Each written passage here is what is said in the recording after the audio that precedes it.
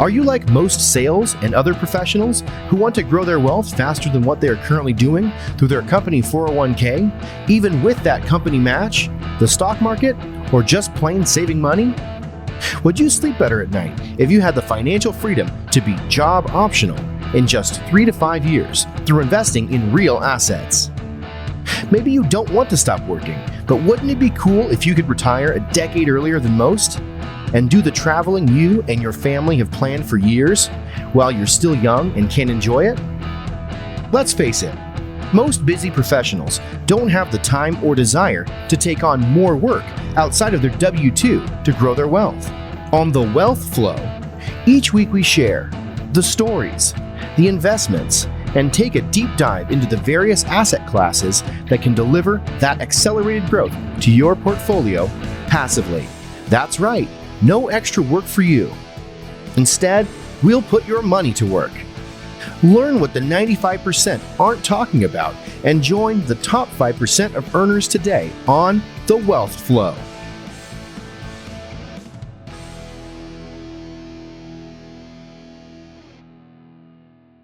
All right, welcome to The Wealth Flow. My guest today is Sam Higdon. Sam is a dedicated commercial real estate advisor and business broker with a reputation of getting things done.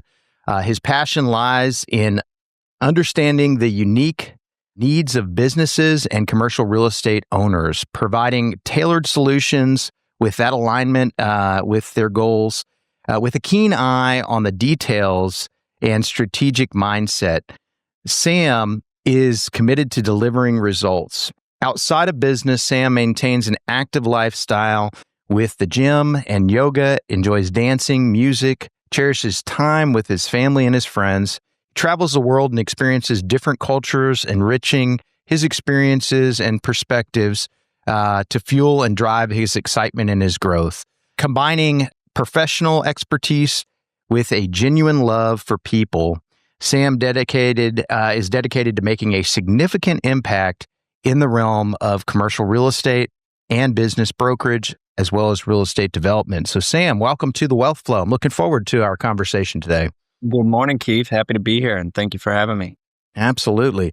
And Sam, usually what I like to do is really just kind of start with kind of where you grew up and what eventually led you to real estate. I know that's going way back, but it's always an interesting story to see how people got into this. So. That is going way back. And so I grew up in Louisville, Kentucky. I grew up in the south end of Louisville. So primarily, blue collar working class area. Never even really knew the term real estate, up until I'm 29 today. So probably 21 years old is when my business brain kicked on. Okay. But leading up to that, it's just get out of high school, enter the workforce, hardworking blue collar kid. I was a laborer, digging ditches and putting PVC together and running telecom. And then I became a lineman. So just really hard work, busting it out. That's all I knew. I didn't have mentors or business people around me. Grandfather didn't own a company. So, it was kind of like survival, right? And after a few years of really hard work from probably 18 to 21, 22, I got this hunch to travel the world. So I was working hard. I saved a lot of money, lived below my means. And I took my first 9-month sabbatical right before my 22nd birthday. And after that 9-month trip around the world, I moved to New York City. I still didn't really have, I was always good with people. That's one thing my mom instilled in me. I could talk to anybody and being open and connecting with people.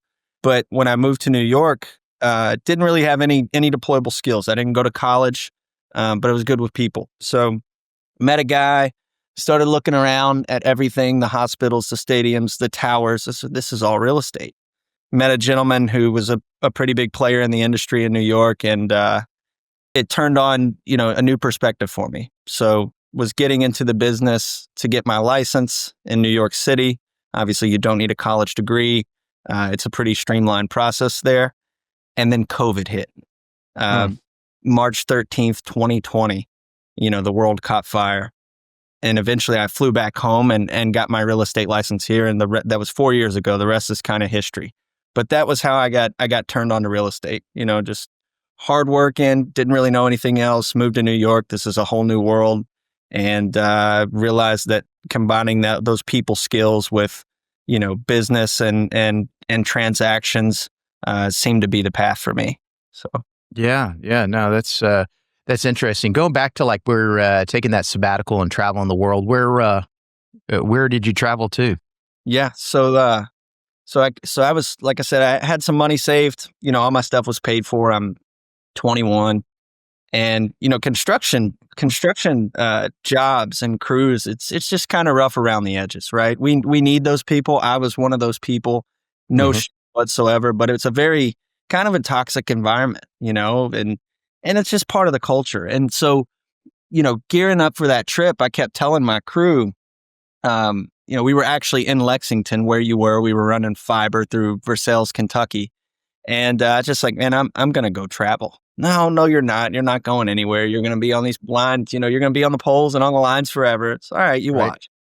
So I, a little bit of detail into the story. We were on a prevailing wage project. So we were getting pretty good funds, per hour wage, like $40 an hour at the time, 21-year-old kid. That's pretty good money.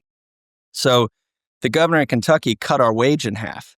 And that was my catalyst to say, all right, like doing the same amount of work, 70, 80 hour weeks, for half the pay. It's like, this is it. I'm going to go see the world. So I quit my job, and in my apartment for about a month, I was just looking at different destinations, Southeast Asia, South America, Central America, Europe. And for some reason I landed on South America, Colombia, and Medellin is a city. It's a city of eternal spring is what they call it, because it's 70 to 80 degrees all year round. And I knew the people were warm. If there was any language that I was going to be able to assimilate in, it was going to be Spanish. And, the multitude of other things, but the dance, the cost of living, the views, what I feel like I was going to get to experience. So I went to South America for 6 months, primarily stayed in Colombia. And then I went to Southeast Asia for 3 months. And I was in Thailand, Vietnam, and Laos. And so that answers your question. I went and traveled 6 months in South America and went all the way to the other side of the world to Southeast Asia. No rhyme or reason, but glad I did it. No, that's cool. That's cool. I'm actually at Medellin. We go to quite a bit. My wife's from there, so spent Christmas and New Year's there this past year. We may head back again, and have been there, I guess 3 different times now. But beautiful culture, beautiful people. And then I do love, Southeast Asia as well. Only been there once. We did Cambodia, Thailand, and Vietnam. And it was neat. Definitely, that's one of those that I want to get back to at some point as well. So cool, great destinations for sure. Good sabbatical. So. Yeah, your wife she's Paisa. Yeah, right? Yeah. So I mean, just warm, loving people. It's pretty incredible. Do you spend most of your time in Poblado when you go to Medellin? We'll go a lot of times. They've got family farms and stuff outside of Medellin, and so we'll head there. I'm trying to think of some of the different names. Oh gosh, drawing a blank now, but you have like Manzanilla, Correa. Yeah.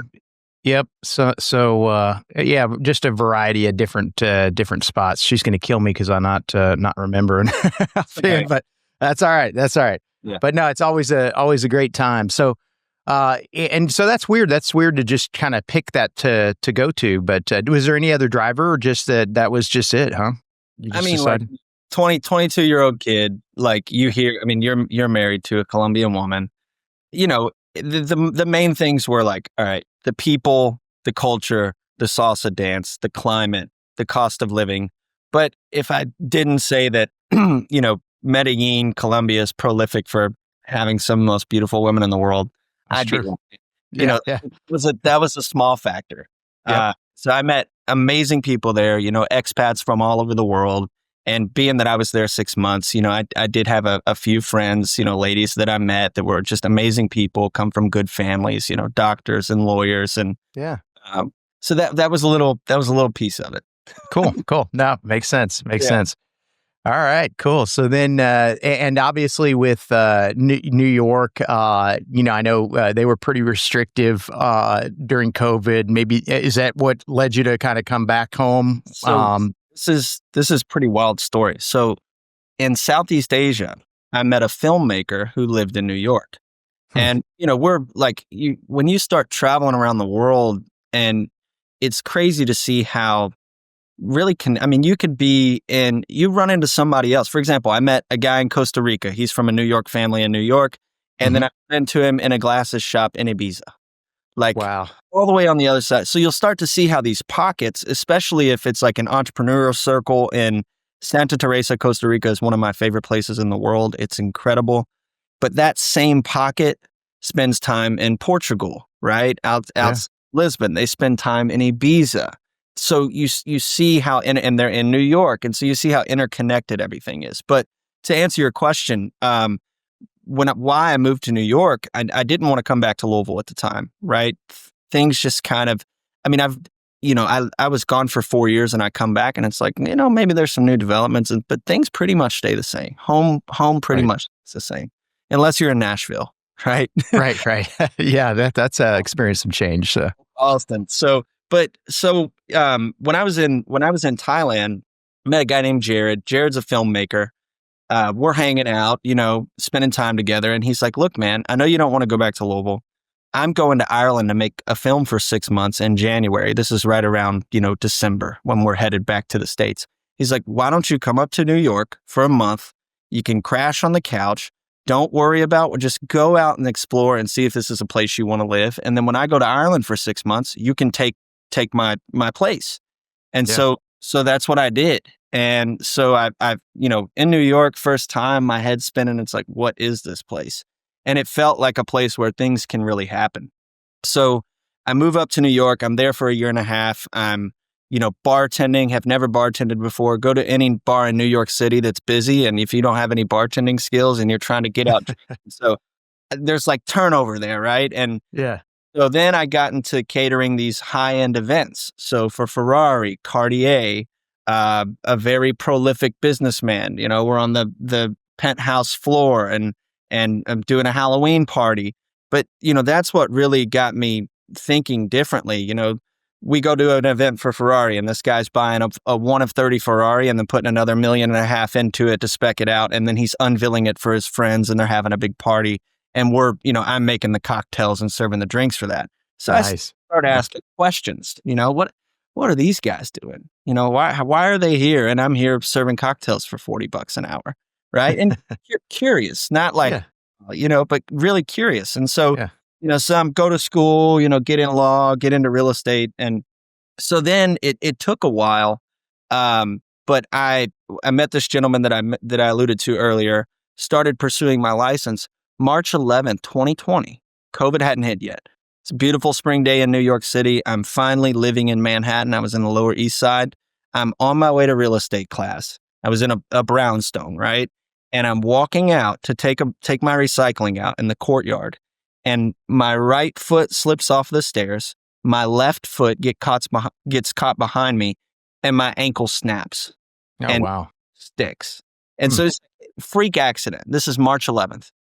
And so I, that day, go to the hospital, they break me back into place, send me home. And I remember getting out of the cab, I'm all plastered up and the city's just zooming by. And I'm like, man, I just got to this place, Lower East Side 2 weeks ago. I'm ready to get my license. And here I am, I'm going to be laid up for 6 months, don't know if I need to get surgery.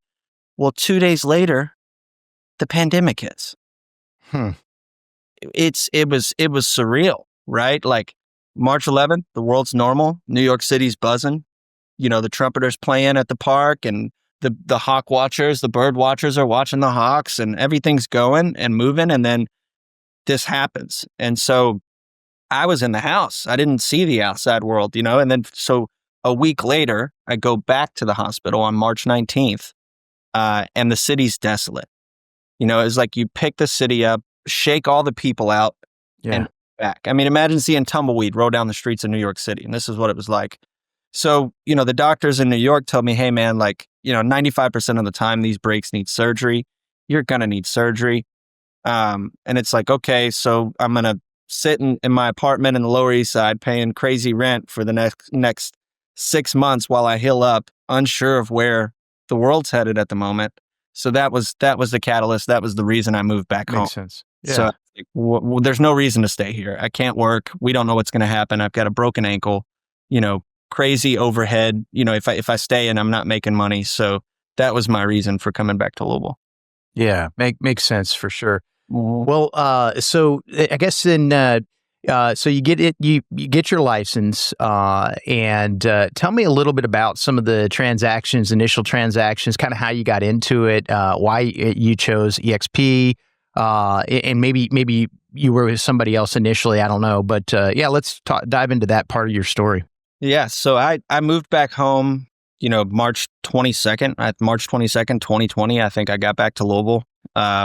Obviously, I didn't have a place here. I was, on mom's couch for the first time in 4 or 5 years, and 22, like, I feel like a piece of shit, I'm like hard on myself. And it's like, I've been out on my own, going and seeing the world, but, I had like 10 grand in my name. I didn't have, it's like, what am I going to do? Right. I'm still have a broken ankle. I'm looking at probably a 6-month timeline. So what I did was I went ahead and enacted my real estate classes in the state of Kentucky, and everything was online. So I've got this period where I'm at my mom's, for the first time in 4 years. I'm feeling down and out. I'm like, and I was just 2 weeks prior, I was on this high horse. I'm golden, like I'm feeling good. But putting it into perspective, the whole world at this point was uncertain and shaky and weird, right? People didn't know what was going to happen. Yeah. But I'm always driven by improvement, right? You can do better. You can do better. So I'm getting my license October of 2020. I get licensed in the state of Kentucky. I have a cousin who, by marriage, who runs a very, very small residential brokerage here in Louisville. Maybe he does, I don't know, 12 transactions a year, right? Right. For him, he's making $150 with his 12 transactions. He's doing all right. But I didn't know any better. I'm like, all right, I'm going to go and work for Martin.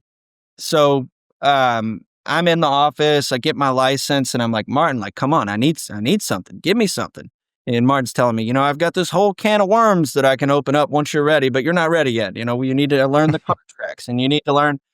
So I'm getting, antsy, and it's like I need something. And so I start, going out and knocking on for sell by owners and expired listings.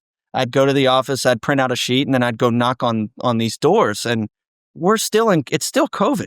This is, 8 months or, 7-8 months after COVID hit. It's like, people are weird. People are coming to the door with their mask on and don't want to talk to you and don't want to see you. But I don't know anything else. It's like, man, I need to make some money. So I did that for probably 2 months and had, nothing, right? Well, one day I am going to an area of town called St. Matthews. And this is like our kind of, like, it's a older, imagine like 1950s and 60s cottages, but it's a kind of a wealthy area, you're young professional people. So that, keep in mind, Louisville, Kentucky, very affordable place. So, and I'm kind of bouncing all over the place here, but the price of a home in 2020, you could buy something still pretty decent in 2020 for 200 grand, a single, a little starter home. Today, 200 grand doesn't buy you shit, not even here, right? So we're going to have to see a correction. That's later conversation. But so I go to this area, maybe this house is, I don't know, 350, 375. It's pretty good, right? So I think I'm going to the right house. I've got my sheet. I know who the owner is. And as I walk up, these two big dogs, cane corsos, I think they were, coming to the back fence. And I see people sitting in the sun in the back. And lady comes up and she's like, "Excuse me, can I help you?" I'm like, "Miss Brooks," I said, I see that you have your home listed for sale by owner, and I wanted to come and talk to you, see how that process was going."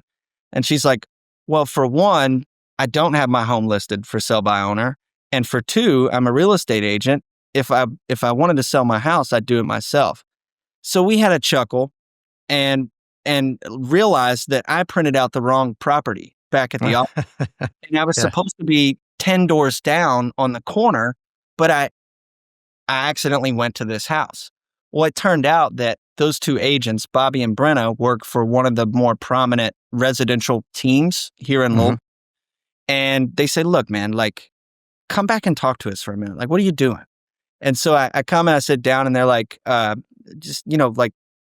you're licensed, you're practicing, but you're knocking on for sale by owners and expired listings. Like, is your broker giving you leads? What's your structure look like? And so Bobby said something really wise to me. And he said, look, Sam, I get it. You're on an 80-20 split. Why would you want to join a team and go to 50-50? He said, but let me ask you something.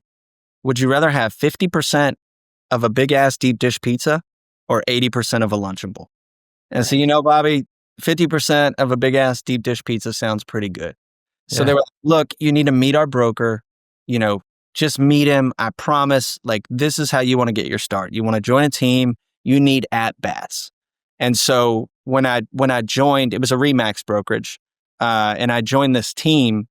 I went in 9 months, I sold $10 million worth of real estate in 9 months.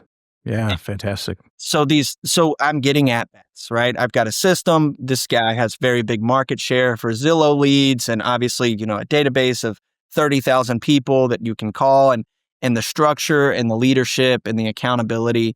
And so, I was able to hit the ground running. And that was life-changing. I mean, I had never made more than $40,000 in my life. Now all of a sudden, I'm making $150 on a 50 split, and I'm still living well below my means. It was life-changing. I mean, to see, 18 grand hit your bank account, 20 grand hit your bank account. And at the end of the year, I remember, when I started, it was like February of 2021. And I'm like, I will make, I will have $100,000 saved by the end of the year. And I did. And it was incredible.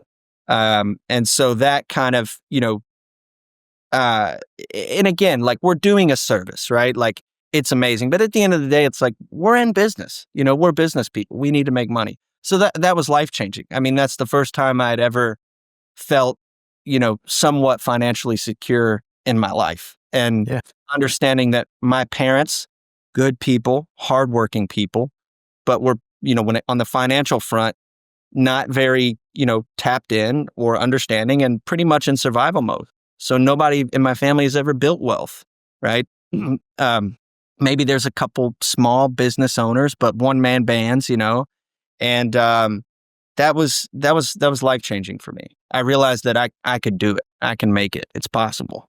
So. Yeah, no, that's fantastic. And so what are some of the properties that initially is this primarily residential that you were focused on in the beginning, and then maybe what had you start thinking about commercial? Yeah, so good question. So primarily residential.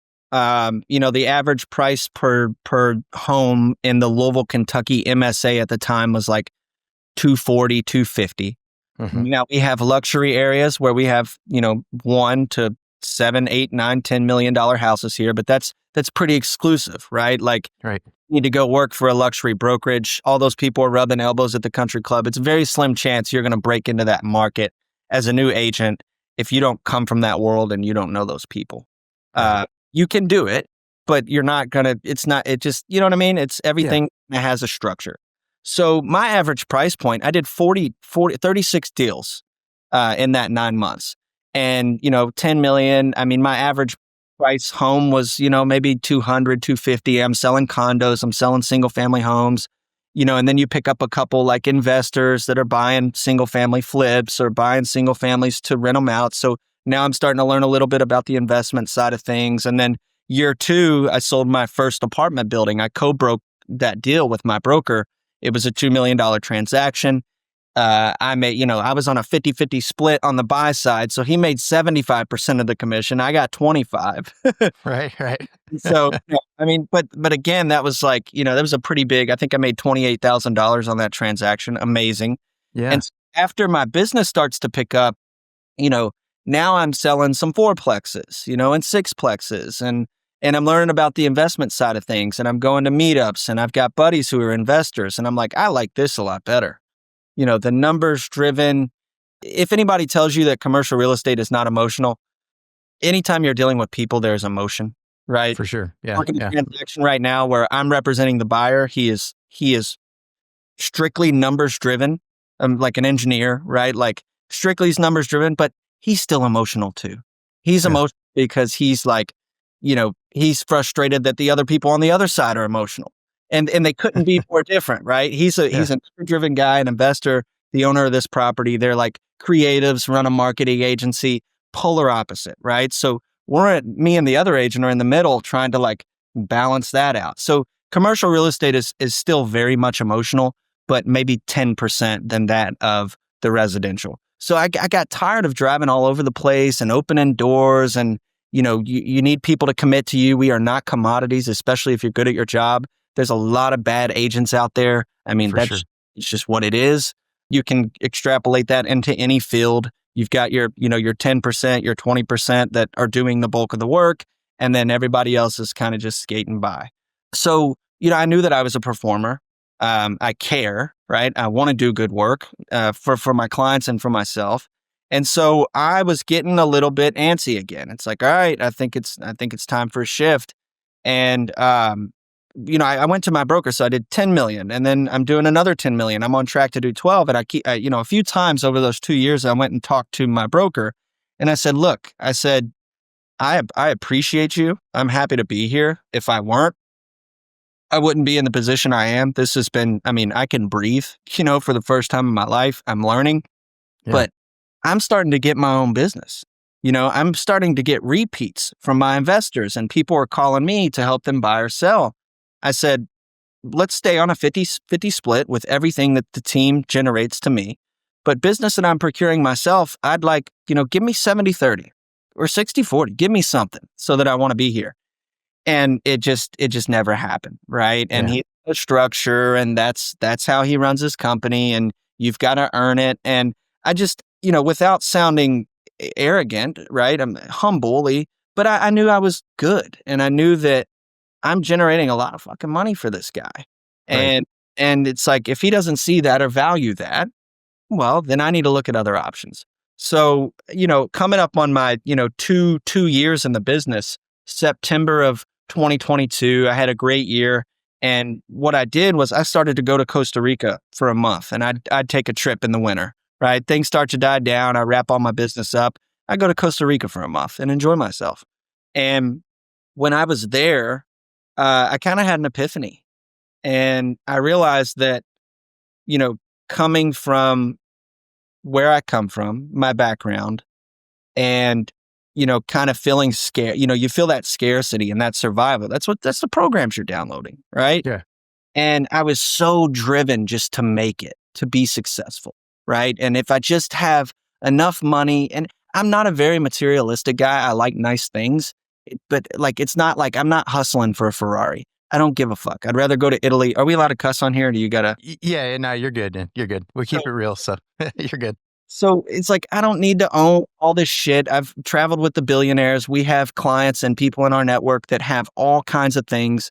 You got a boat here and 3 houses there and 40 cars. It's like, when this hurricane hit, now all of a sudden you're trying to get 20 of your cars up to Louisville.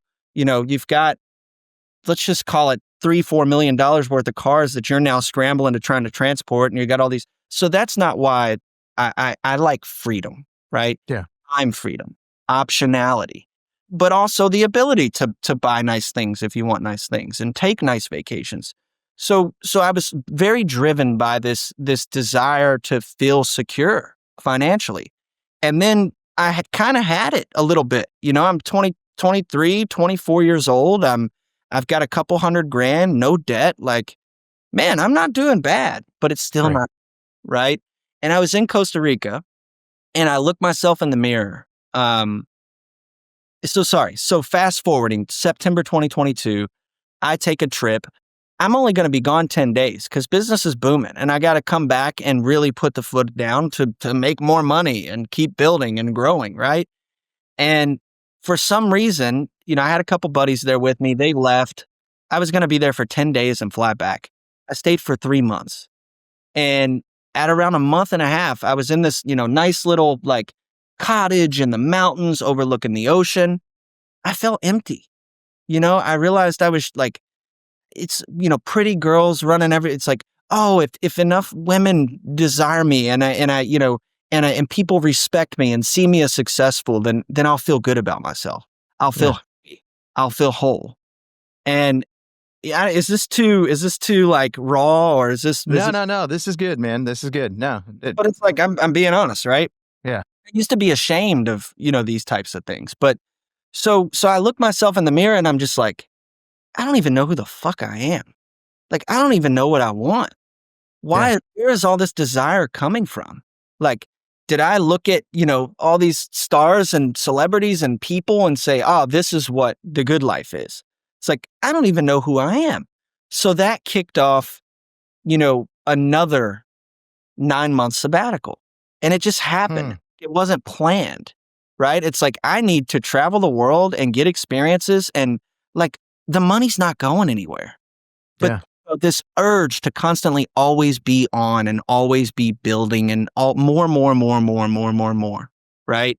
And so and it killed me for 9 months. I mean, there's that little voice in here. It's like, what are you doing? Like, you just started to make money. You're self-sabotaging. Like, why are you doing this? And I realized that, like, I needed to do that. I needed the experiences. I needed to go, see the world and meet people and experience things and put that into my toolkit, so that when I, start building and creating, I remember that, let me pull that out. Yeah. And so that's what I did. I put business on hold for 9 months, traveled the world. Before that trip, I had started interviewing with different commercial real estate shops around town. And I mean, I think I pretty much could have got a job with anybody I wanted. I didn't go talk to the big firms, but more the boutique firms, right?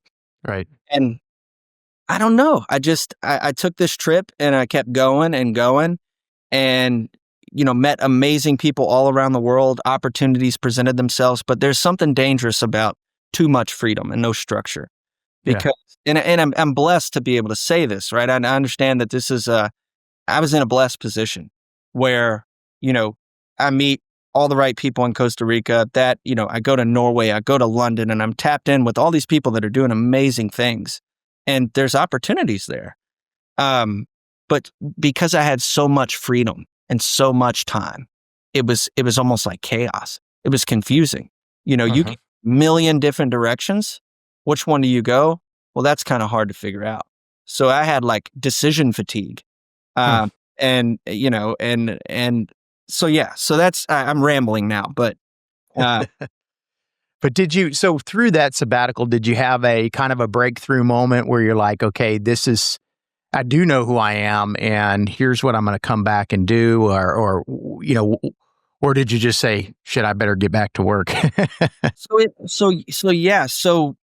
vast array of experiences. And I think, what I determined and what I realized is that, no amount of money or material possession is ever going to fill that hole, right? Whatever that is.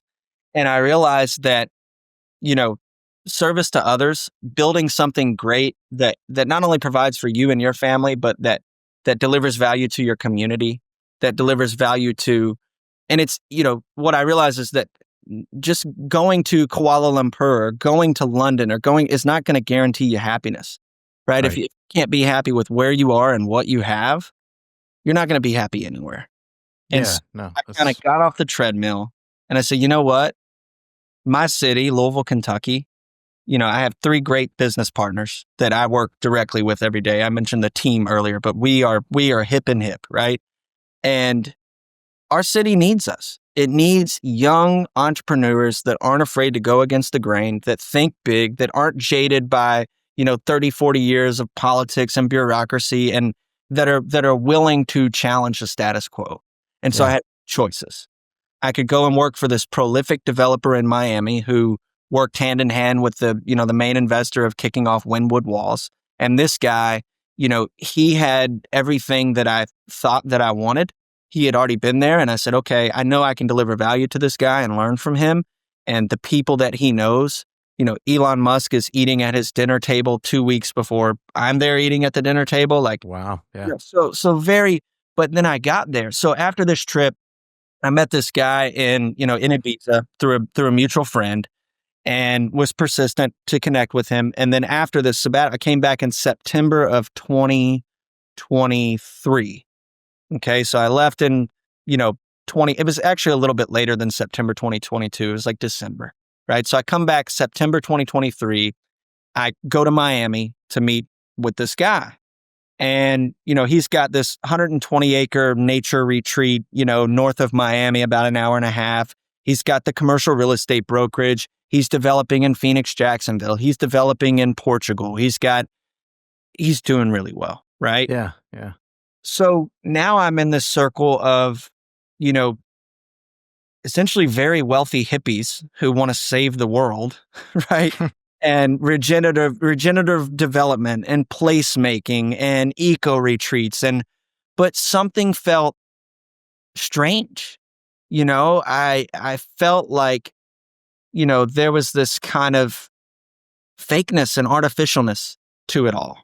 And it was like, I don't really know about this, and I've challenged this today too. It's like, wait a minute, was this my, because the outside world is a direct reflection of the internal, right? Yeah. And I think that's a hard thing to understand. It's like, there is no good or bad, right? Everything is. And, you judging someone is actually you judging something inside of yourself. That's a hard thing to really wrap your mind around. It's a hard thing to understand, non-duality, right? And non-duality, duality. Anyway, we can go down the philosophical rabbit hole, but, I felt kind of uncomfortable there. And I don't know if it was internally, I felt like, I don't belong here. This is too big for me. I'm not good enough. But clearly I was at the table. So I did have a seat there. Yeah. I had kept in touch with my 3 current business partners today, who we were kind of hanging out before I left on this trip, right? In 2022. And, we kept in touch as I'm moving around the world, and they're like, dude, like, come back, let's build, let's grow something. But there was this little seat. It's like, no, like, you guys are young, like, I can't learn anything from you. Like, this is going to be hard. I need to go learn from somebody who's been there, done that, doing bigger things, right? So still Right. battles, bigger, better, grander. And so when I went to Florida and spent a week there hanging out with Tony, I had a choice. Come back home, get my affairs in order, move down to Miami and start working for his commercial real estate brokerage, or come back to Louisville and start working with my guys who weren't yet my team, right? And when I got back, I was so unsure. I just didn't know what the right move was. I was afraid to move to Miami. I think I had around 90 or 100 grand left, right? So I'd spent quite a bit of money traveling. I wasn't broke. And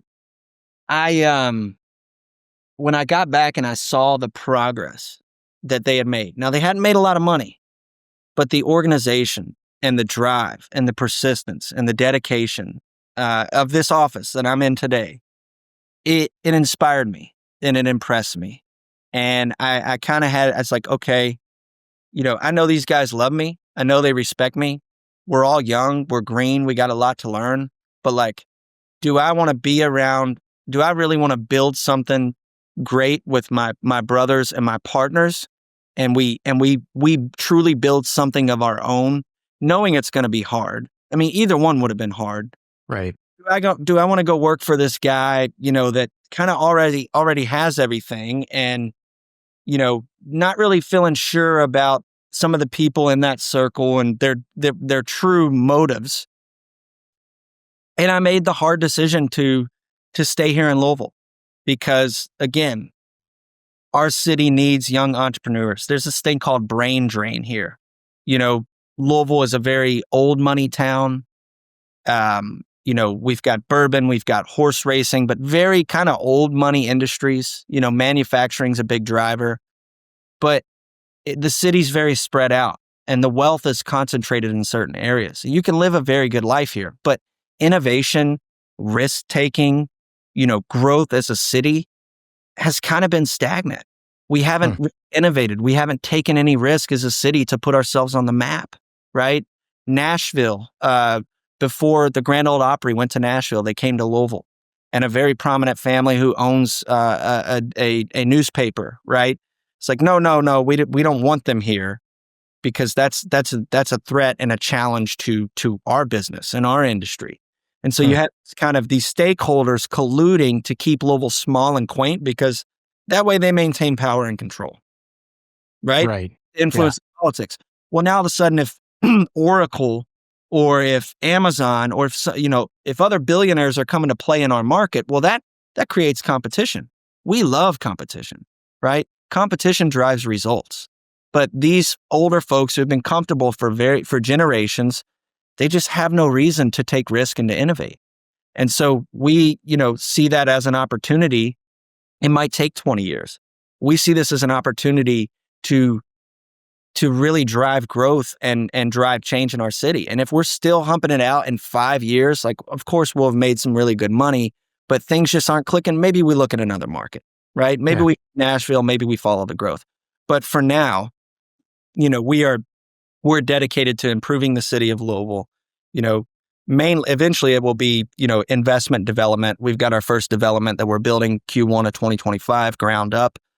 But like, we see the vision, and I'm sorry, I don't know why I got something in my throat here. Excuse me. So for now, we are dedicated to drive growth and change here in the Louisville market. What we're doing today is building a reputation, helping business owners and entrepreneurs, commercial real estate owners, do well through performing and providing value. We obviously get compensated very well. We're building our war chest. We're building our network.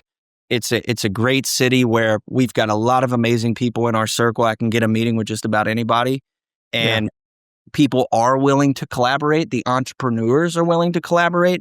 It's kind of that old money people who've never really, they're living on great grandpa's fortune that kind of, secluded. No hate, by the way, no shade. It's what it is, right? If I was in that position, I can't say that I wouldn't be doing the same, right? I don't know, but we are bound to work, right? And building and creation. And so that's where we are. That's our thought process and our mindset. And I think the old guard, some of the entrepreneurs, they see that, they recognize that. And that is what we're committed to today. That's our mission. How can we grow the city of Louisville and drive positive change here in Louisville through business development, economic development, and coupling that with the entrepreneurial, commercial real estate piece. Yeah. No, that's great. And what's kind of unique too with your firm and with your group is that you guys not only can help represent folks in buying and selling commercial property, but you also do business brokerage. Can you maybe touch on that a little bit, Sam, as to number one, what led you to start to do that, and then number two, I guess, what are some of the types of businesses and stuff that you've been able to be involved with the sale of? Yeah, no, absolutely. So, mind you, I got back to the office September of 2023. So we just crossed a year.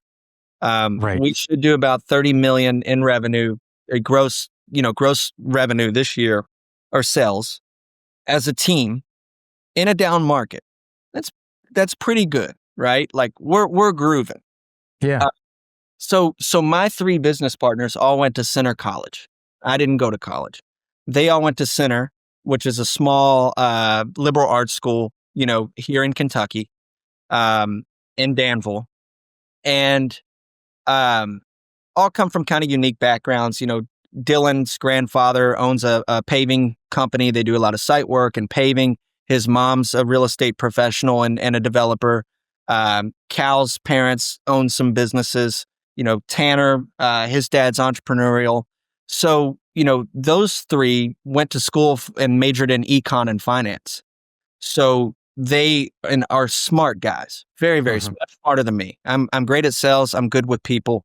I'm on the kind of the business development side of things, but coupling, and I know how to read, I know how to use Excel and I know my numbers, but yeah, I got you. A lot from them, but they're smarter than me on that front, which is good, right? A balance.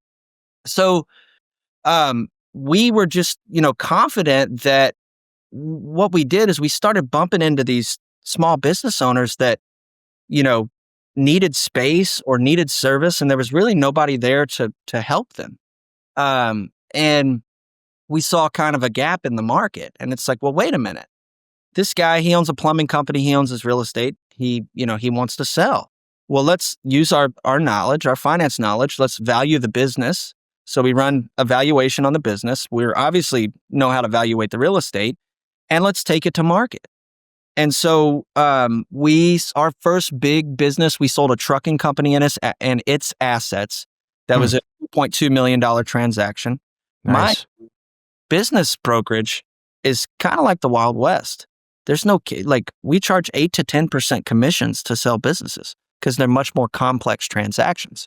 So we made $220,000 on that transaction, right? Yeah. The second company we sold was a plumbing company and its real estate. Mind you, if we sell that plumbing company, a $200,000 sell at 6% commission is what, $6,000? Are my numbers right? Or for a $200,000 sale at 6%, you're going to look at 12. Yeah, 12. Mm-hmm. So I promise I'm good at math. So that same $200,000 transaction with a 10% fee is $20,000, right? So I think we sold the business and the real estate for $635,000. We got 6% on the real estate, 10% on the business. And it was life-changing for this guy. He's a small plumbing company. He's been doing it for 20 years. It's not like he's the most sophisticated businessman, but they're making money. His company's sellable. He's done well, but it was life-changing for him.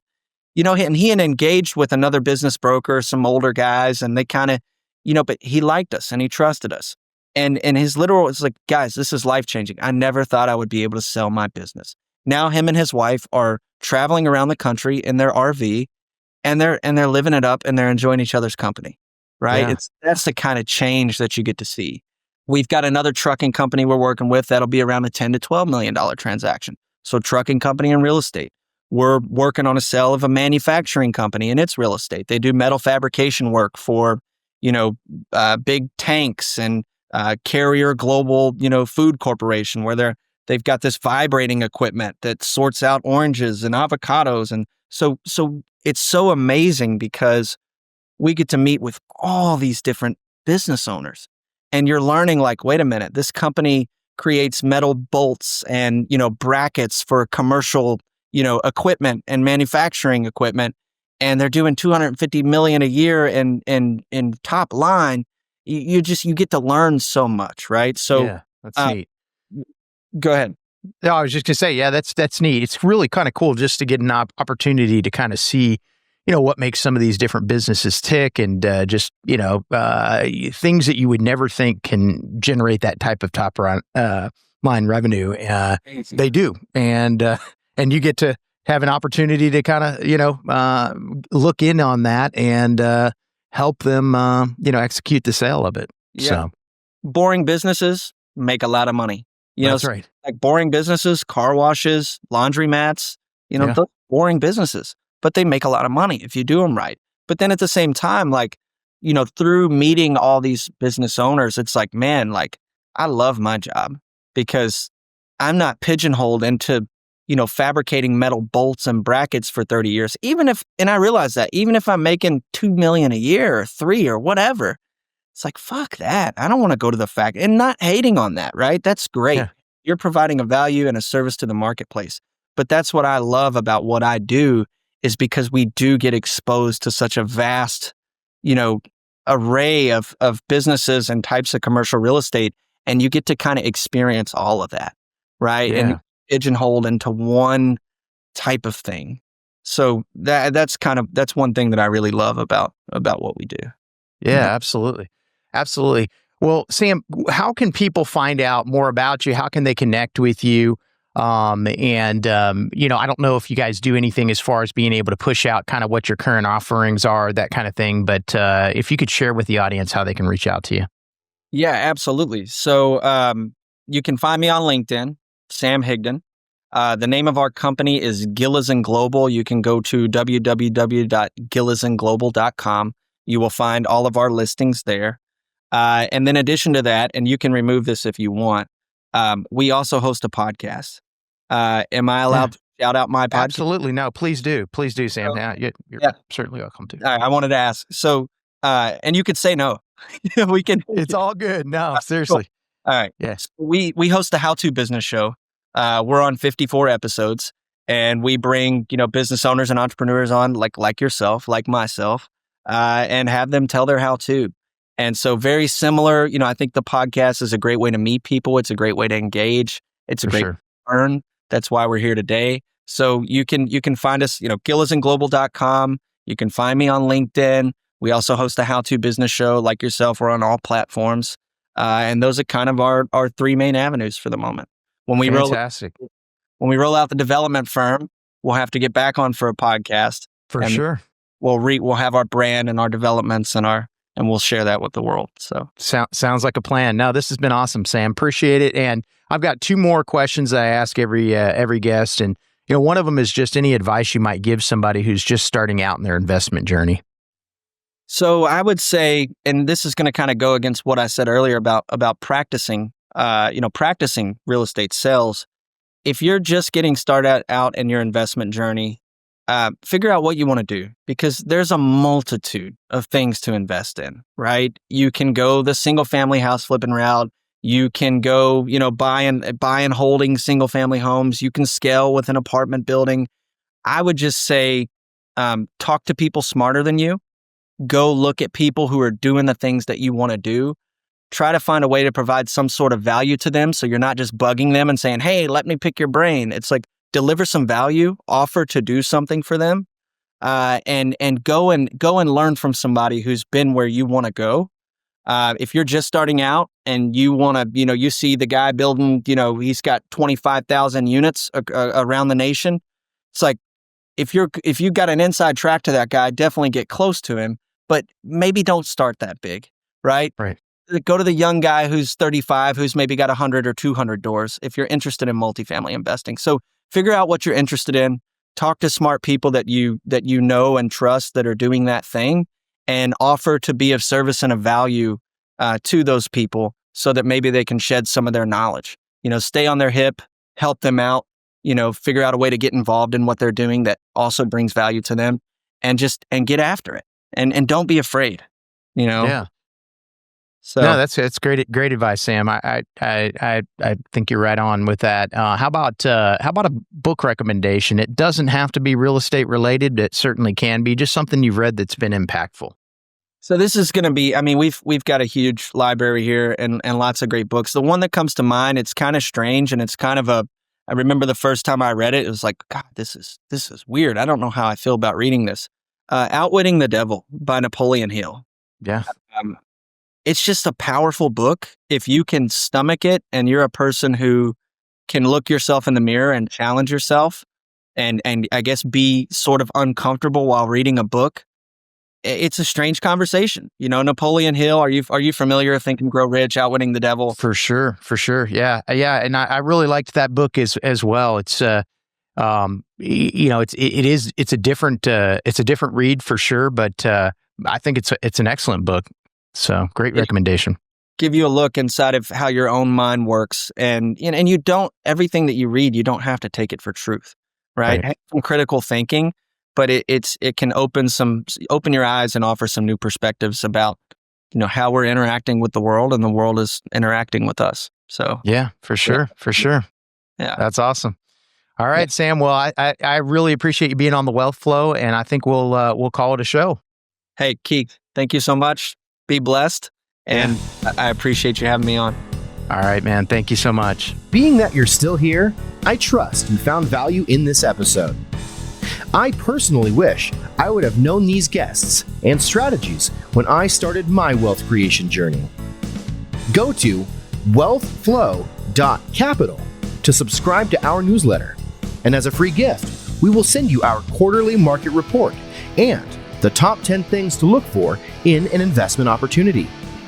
Take a minute to give our show a rating and review. Help us reach 1 million professionals by subscribing and sharing this episode with someone you know who could also find value in it.